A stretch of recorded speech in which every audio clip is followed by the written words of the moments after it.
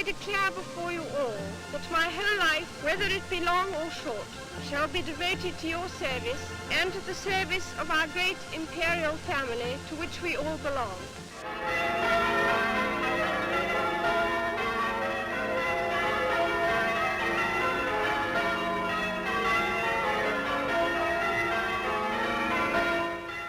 The day is November the 20th, 1947. The time, 11 o'clock. A nation and a world watch.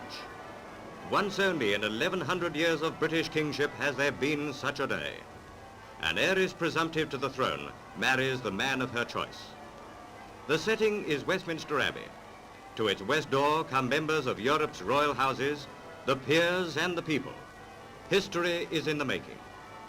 3 miles away, Lieutenant Philip Mountbatten, now His Royal Highness the Duke of Edinburgh, leaves.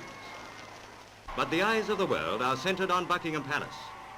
Into the dull November morning, 2 greys draw the Irish stagecoach. Inside, Her Royal Highness Princess Elizabeth and her father.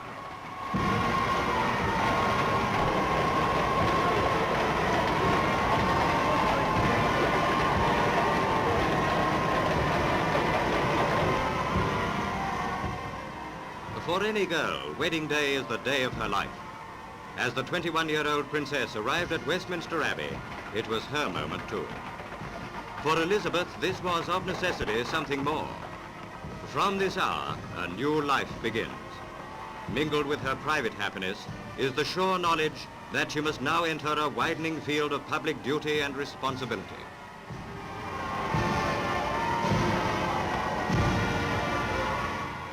And now the solemn service begins.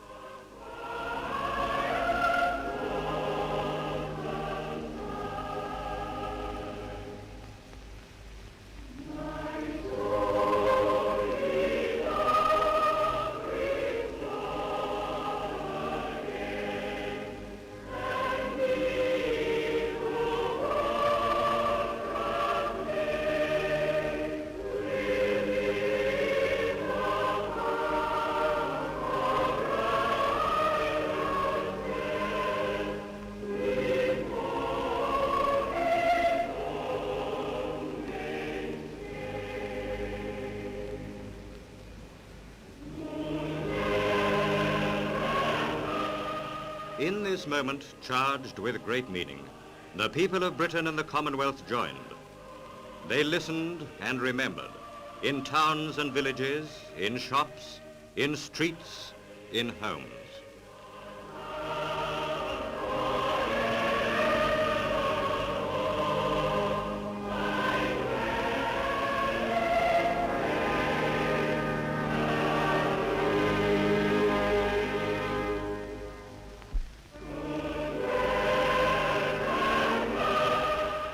For Elizabeth's destiny is great, so great that even the solemn splendor of this great moment could not altogether overshadow it.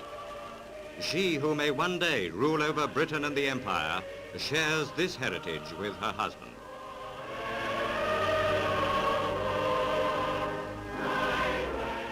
The organ sounded, and for this hour, Elizabeth is not only a queen-to-be, but a bride.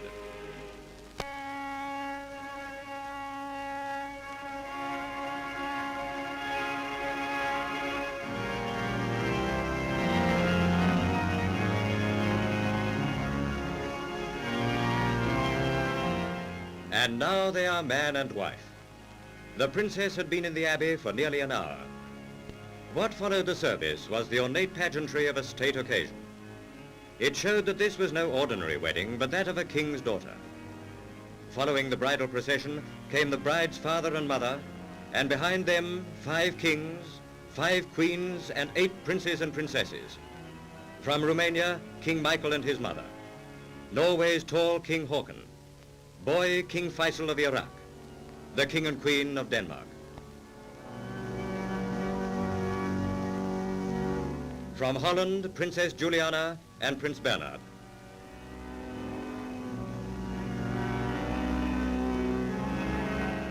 The bridegroom's uncle and aunt, Earl Mountbatten, India's Governor-General, and the Countess.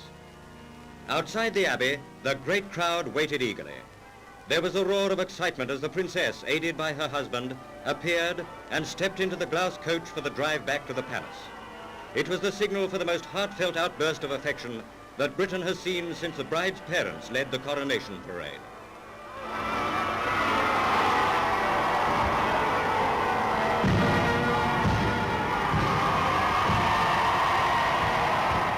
The joy of princess and people was now complete. For both, the day had been an ordeal, frightening in its intensity, yet unforgettable in its splendor. And now the tension was lifting.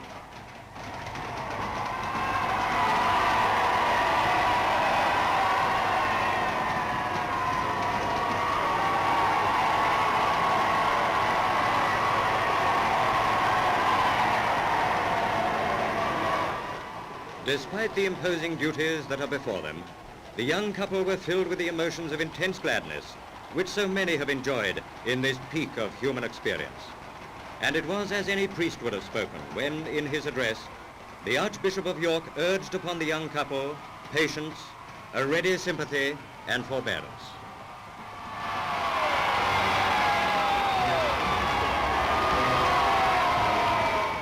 For the people who had come from afar, the wedding was a family wedding for the entire British people. Everyone gladly shared in the rejoicings, because the Crown once again was serving to remind us of the common humanity which unites us all.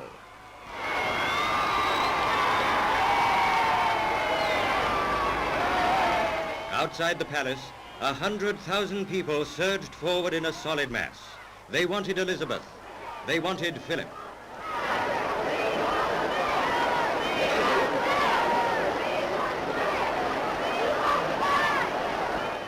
From the palace balcony, Elizabeth and her husband waved to the cheering crowds.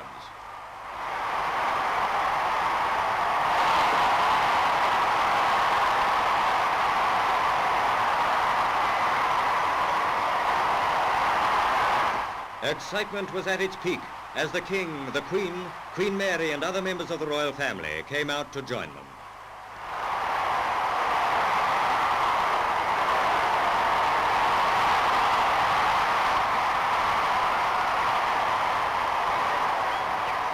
Seldom has a bride and groom received such a tumultuous expression of goodwill.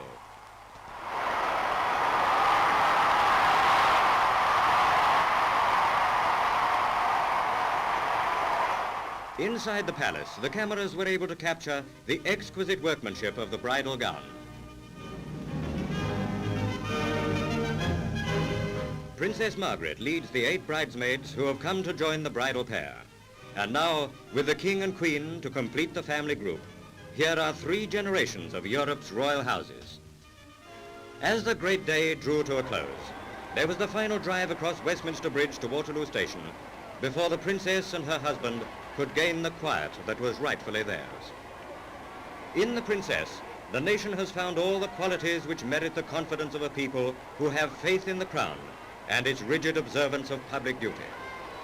That is the tradition which Elizabeth will follow.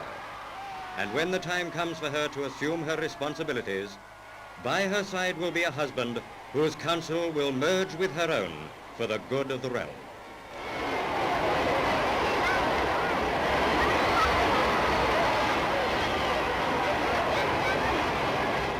In that grateful knowledge, the nation and the Commonwealth will pray that the young couple may enjoy a long, happy, and fruitful life.